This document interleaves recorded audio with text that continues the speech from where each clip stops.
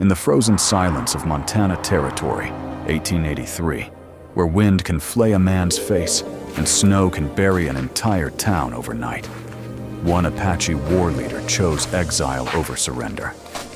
Taza Naweashi, once the terror of Skeleton Canyon, now lives alone beside the Bear Claw River, haunted by ghosts no fire can warm away. One bullet, one dying scream, and one pregnant woman with nowhere left to run will shatter his solitude forever. From a blizzard of gunfire to a child's first cry in the heart of a storm, this is the story of how the untamed West forced a warrior to choose between the grave he dug for himself and the family he never dared dream of again. Listen until the last echo fades. Then drop a comment telling me where you're listening from and hit subscribe so the next storm finds you ready. You won't want to miss how it ends. Montana Territory, late fall 1883. The wind screamed down the Rockies, sharp as a skinning knife, carrying the scent of pine and impending snow. Taza Naweachi, once a Chiricahua Apache war leader who'd painted Skeleton Canyon red with cavalry blood, rode his black Mustang, Shadow, along the Bear Claw River's frosted banks. At 32, his face was a map of scars and secrets, his dark eyes colder than the water churning below. The white man's smallpox had stolen his mother and sister in a Fort Bowie prison camp 4 winters back. His people were scattered, his name forsaken. Now he was just a ghost in buckskin, living where no trail dared lead. The cabin he'd built, rough-hewn pine and stubborn will, squatted low against the valley's howl. Taza trusted 3 things: Shadow, who needed no bridle, the Winchester 1873 slung across his back, and the silence that asked no questions. The whites called him the Wild Apache. The Crow called him Windwalker. He answered neither. His world was the rhythm of hoofbeats, the low bellow of his small cattle herd, and the river's endless mutter. Solitude wasn't peace. It was survival. That afternoon, with the sky bruised gray and the first snowflakes spitting, Taza drove the last of his cattle toward the corral. The air bit his knuckles raw as he knotted a rope gate. Then a sound cut through the wind's wail. Not a wolf, not a hawk, but a woman's scream, raw and desperate, followed by the crack of splintering wood. Taza's hand dropped to the knife at his belt, his eyes narrowing toward a shallow ravine half a mile off. He spurred Shadow forward, the Mustang's hooves kicking clods of frozen earth. At the ravine's lip, a wrecked wagon lay tilted, one wheel shattered like a broken promise. A woman knelt in the mud, her swollen belly straining against a frayed calico dress.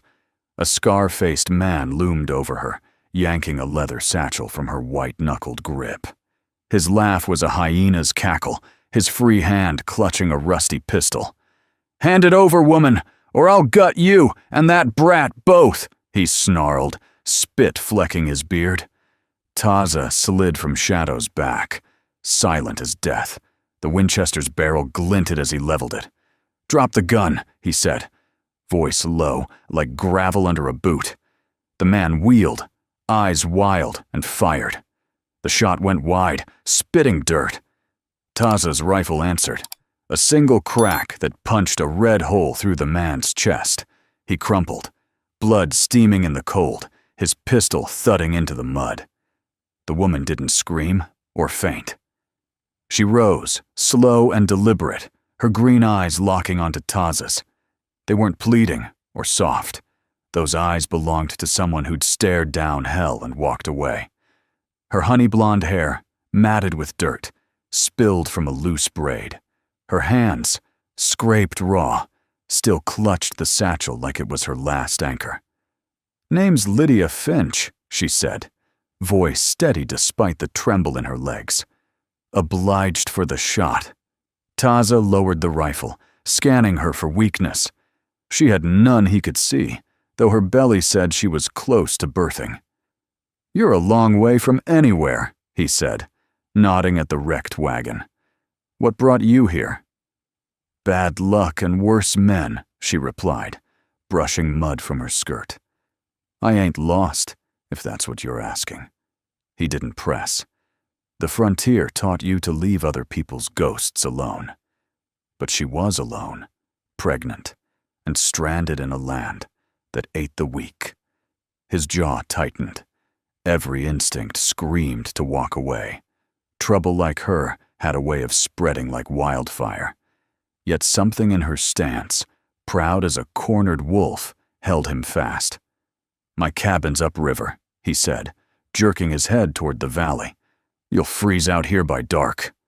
Lydia studied him, her gaze peeling back layers he'd buried deep. "You don't owe me anything, mister." "Never said I did."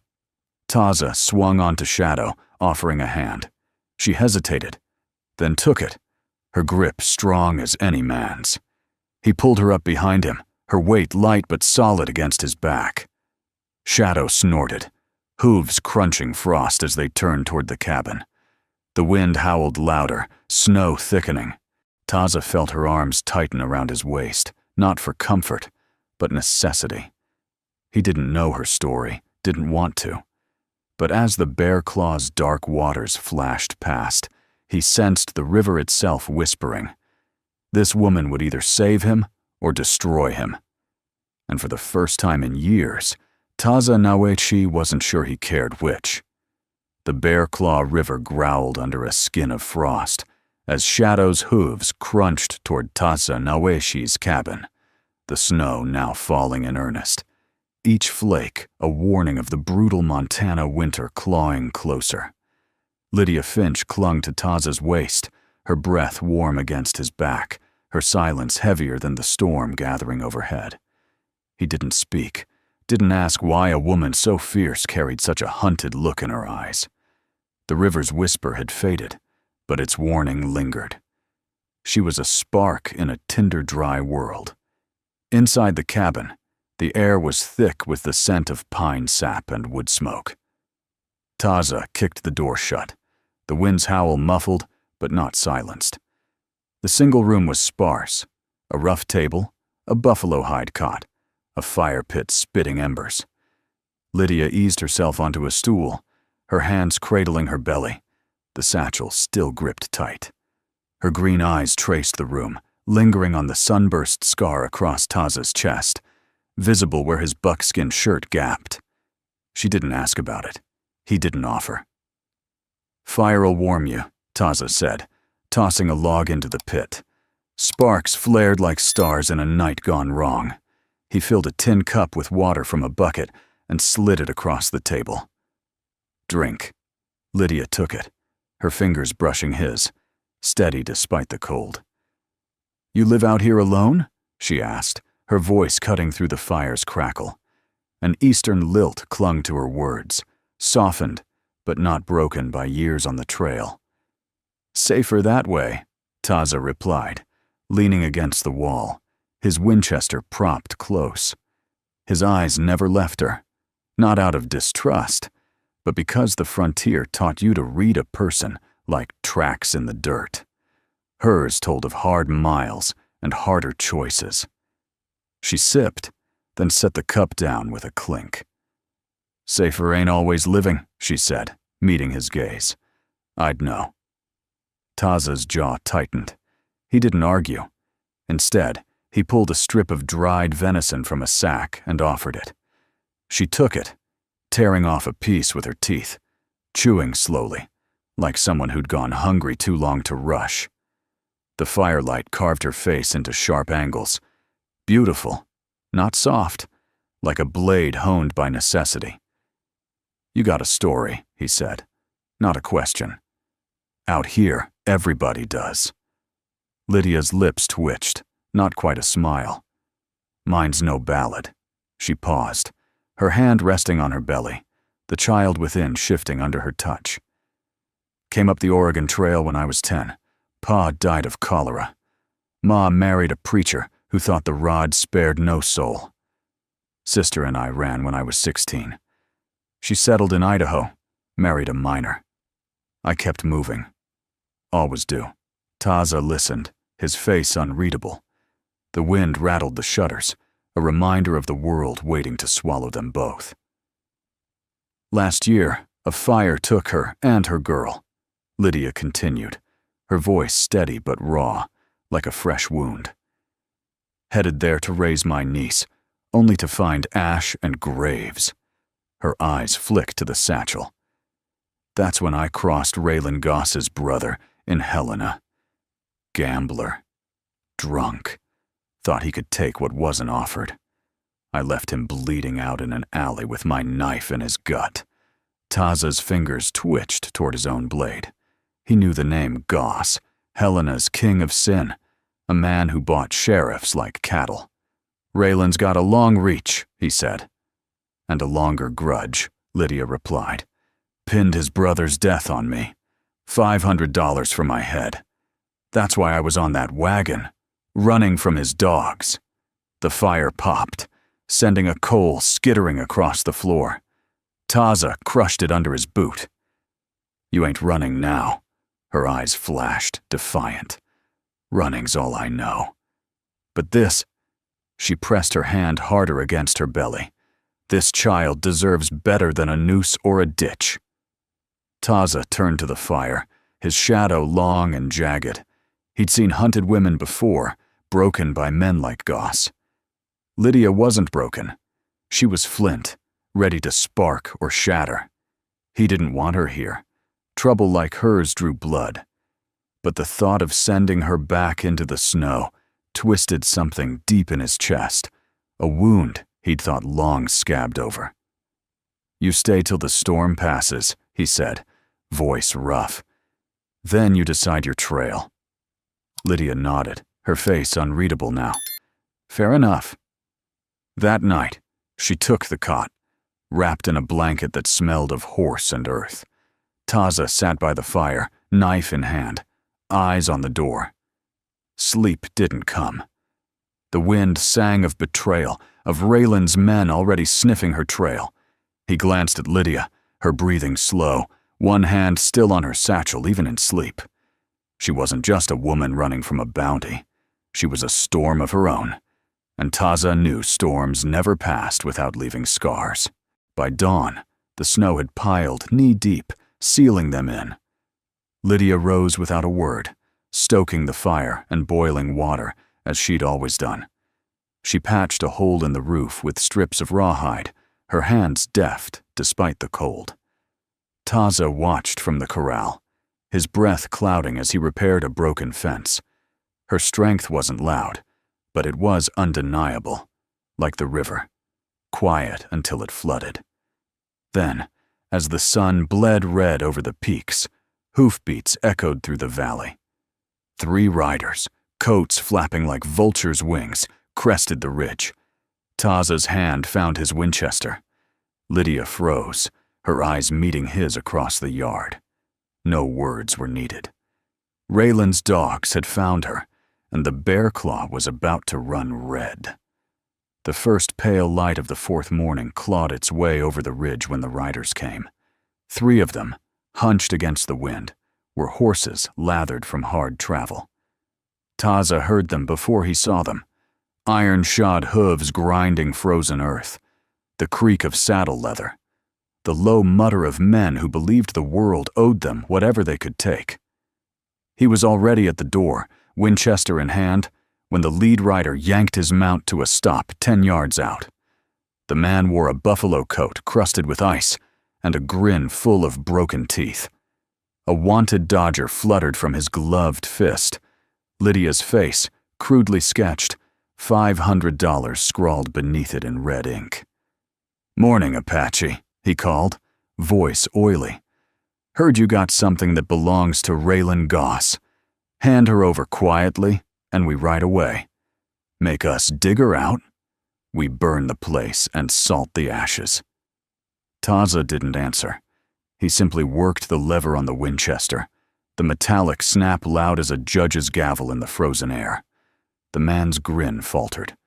Behind him, the other 2 spread wide, hands hovering over holstered irons. Lydia appeared at Taza's shoulder, shotgun cradled like she'd been born to it. Her face was pale, but set hard as river stone. 3 against 2, the leader sneered. Even a savage can count that high. Taza's eyes never left them. "You're wrong," he said in English, flat as a knife blade. "It's 3 against 1. She's not for sale." The words barely left his mouth before the man on the left went for his gun. Taza's Winchester barked once. The rider jerked backward, boot caught in a stirrup, horse bolting and dragging him screaming through the snow, until the screams cut off suddenly and wet. The leader cursed and fired wildly. Splinters exploded from the doorframe beside Lydia's head. She answered with both barrels of the scattergun, roar and flame rolling out like God's own thunder. The second bounty man took the full load in the chest and toppled, a red blossom spreading across white ground. Only the leader remained, face twisted in panic. He wheeled his horse, spurs raking bloody furrows, and vanished into the pines, trailing curses and gun smoke. Silence fell, broken only by the wind and the slow drip of blood onto snow. Inside, Taza reloaded without looking at Lydia. She leaned the empty shotgun against the wall, hand steady, but knuckles white. "They'll bring more," she said. "They always do." He stepped past her, pulled his saddlebags from the peg, and began stuffing jerky, cartridges, and a spare blanket. "We leave now. Cross the ridge before the next storm seals the passes. Bear Runner's camp is 2 days north. Crow doesn't hand women to white men." Lydia watched him pack, then placed one hand flat on the rough table. "No." Taza paused, a box of 44-40 rounds halfway to the bag. "I've run from Idaho to here," she said, voice low but unbreakable. "Every mile, I looked over my shoulder. This child deserves ground that doesn't move under his feet. I deserve it. I'm done running." He met her eyes, green ice holding fire, and felt the old scar across his ribs ache like it remembered every grave he'd dug. "You stay. You die here," he said. "Then we die standing," she answered. The words hung between them, heavier than the coming snow. Taza stared at her for a long moment, then slung the saddlebags back on the peg. He crossed the room, opened a carved cedar box, and drew out a beaded knife sheath older than the reservation system. He pressed it into her hand. "Apache doesn't give up ground easily," he said. "If we fight smart." That afternoon, he rode out alone, Shadow's breath steaming in the cold. He followed an old game trail up the spine of the mountains until the pines thinned and the world turned white and endless.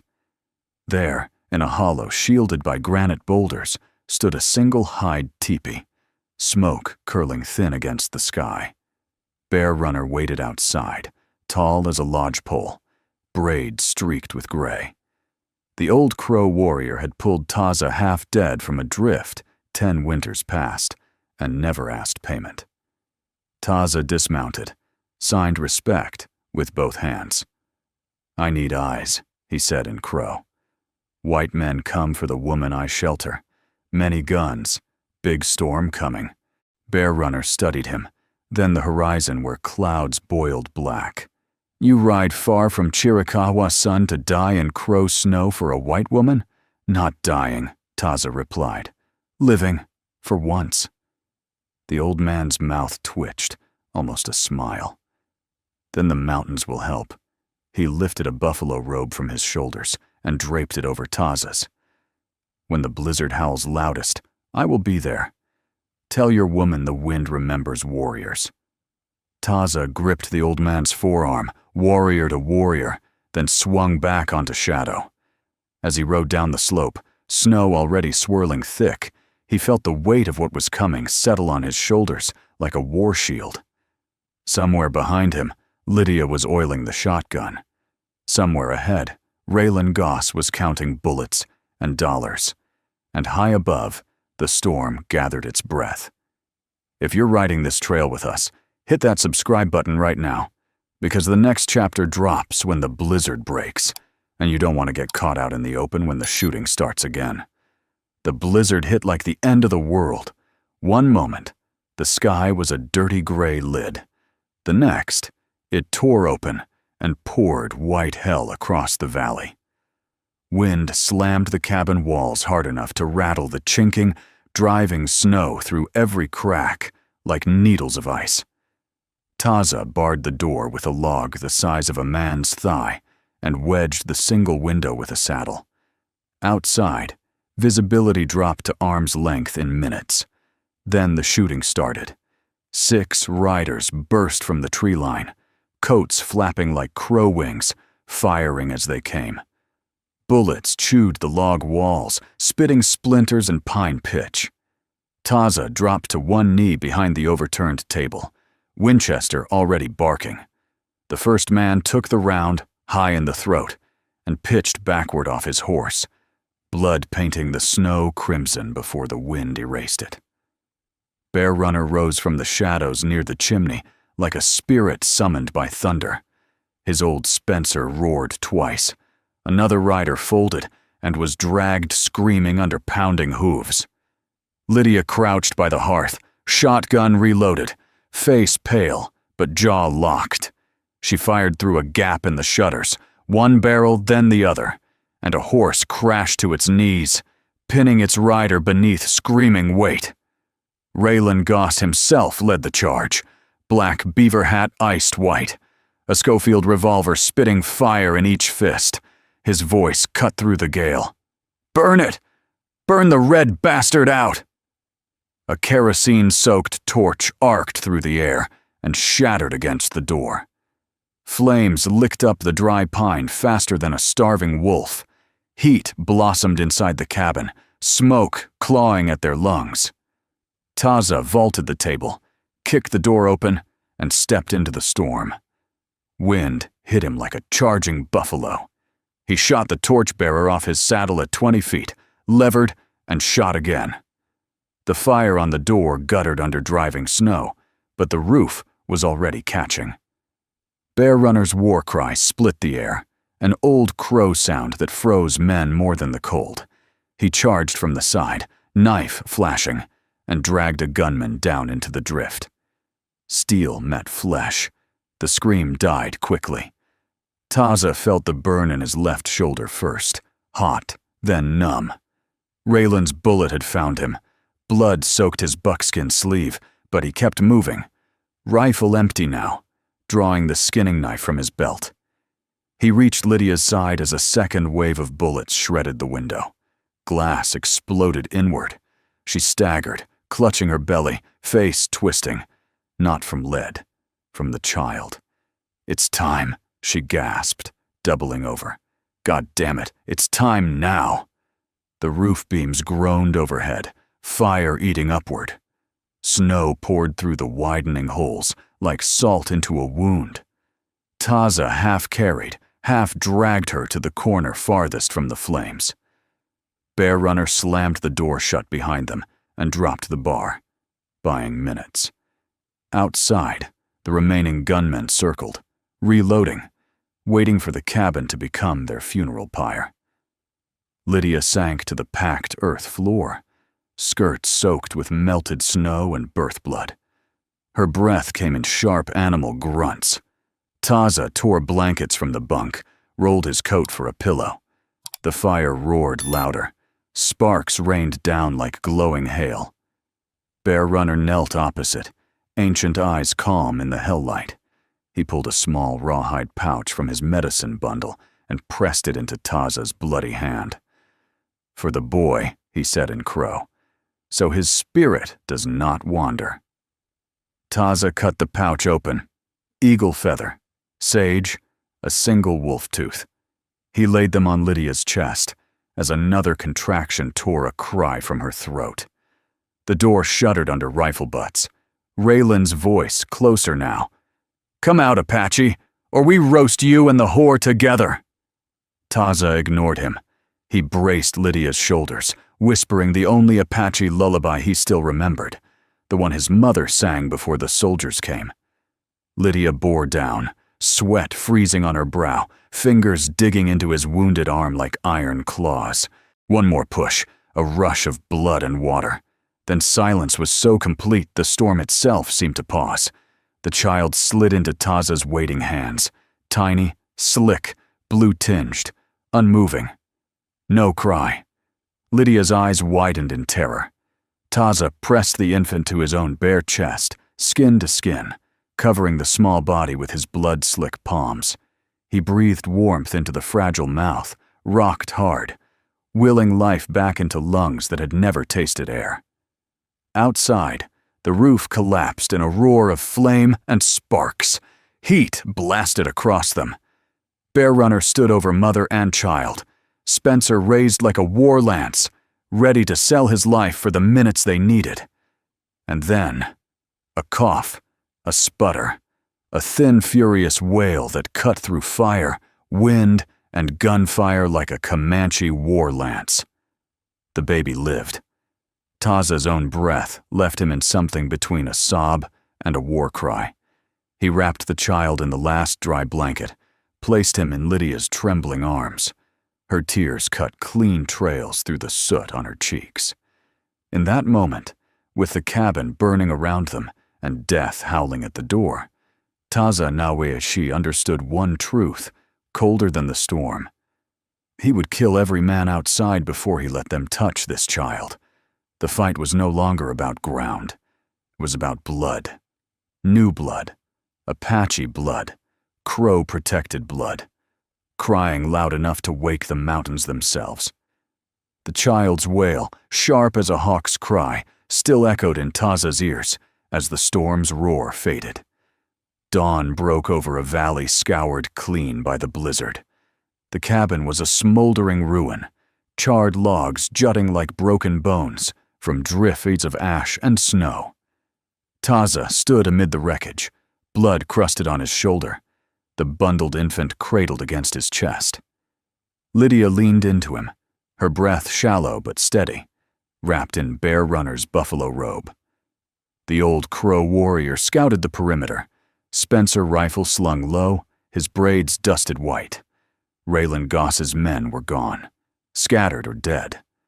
Tracks led south, churned deep by panicked hooves. Taza's eyes traced them to the horizon, where the pines stood sentinel under a sky turning bruise purple. He knew Goss wouldn't quit. Men like him didn't forgive a lost fight, especially not to an Apache and a woman they'd branded a killer. "We can't stay," Taza said, voice rough as gravel. "He'll bring more. Law, guns, fire, whatever it takes." Lydia's green eyes, dulled by exhaustion, sparked sharply. "This is our ground. We bled for it." Bear Runner grunted from the ridge, pointing. Dust rose in the distance, a faint smudge against the morning. Riders, maybe 10, moving fast from Helena's direction. Taza's hand tightened on the knife at his belt, counting seconds, weighing odds. But these weren't Goss's hired killers. As they drew closer, sunlight glinted off a tin star pinned to a rawhide coat. Sheriff Coulter, a grizzled man who'd never bent to Goss's money, led the group. With him rode townsfolk, storekeepers, ranchers, even the saloon barkeep who'd once spat at Lydia's shadow. Their faces were hard, rifles slung across saddles, jaws set like men come to settle a debt. "Goss overplayed his hand," Coulter said, reining up. "One of his boys talked, spilled everything to save his hide. The whole damn town knows now, Lydia's no murderer. Goss twisted the truth to bury her." Taza stood silent, the infant stirring against him. Lydia stepped forward, chin high despite the tremble in her legs. "And Raylan?" she asked. "Chained in a wagon headed for the territorial judge," Coulter replied. "He won't buy his way out this time. Too many folks want him gone." A rancher, face weathered as old leather, spoke up. "We found your wagon, ma'am. Fixed the axle. Ain't much, but it's yours if you'll take it." Lydia's hand found Taza's arm, her grip fierce. She didn't speak, but her eyes said enough. This wasn't charity. It was respect, hard won. The townsfolk helped salvage what the fire spared: a tin of flour, a cast-iron skillet, Taza's cedar box with its Apache relics. By noon, they'd raised a lean-to from scavenged beams, enough to shield against the wind. Bear Runner stayed, teaching Lydia to weave willow bark into a cradle while Taza hunted elk to stock their larder. Winter tightened its grip, but the valley held them. Taza rebuilt the cabin, log by log, his hands calloused and bleeding. Lydia sewed hides into blankets, her needle flashing in the firelight. The child, named Samuel Naweshi for the son Taza had lost, grew strong, his dark eyes mirroring his father's, his tiny fists curling with a warrior's will. Spring came like a thief, melting snow into rivers of mud. The bear claw ran high, its waters catching sunlight like scattered coins. Green shoots pierced the valley floor, and antelope returned, grazing unafraid. Taza stood on the new porch, wider than the last, watching Lydia rock Samuel in a shaft of dawn light. Her hair, once matted with blood and ash, glowed gold again, braided tight as a whip. He carved a totem from cedar, a wolf's head for Samuel's spirit, fierce and free. Lydia hung it beside Bear Runner's eagle feather bua, the two swaying in the breeze like guardians of their fragile peace.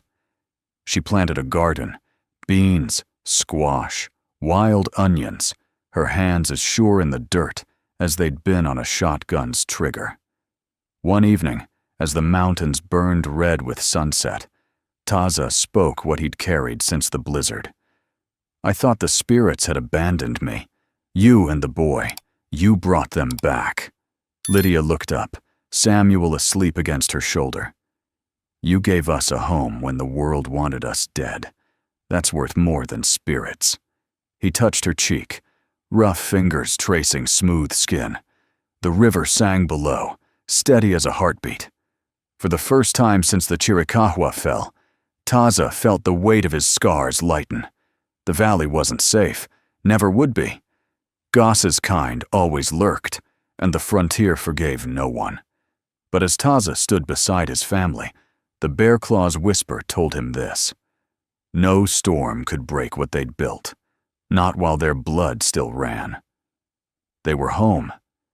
The snow has melted, the river runs free, and 3 souls the frontier tried to bury now stand taller than the Rockies behind them.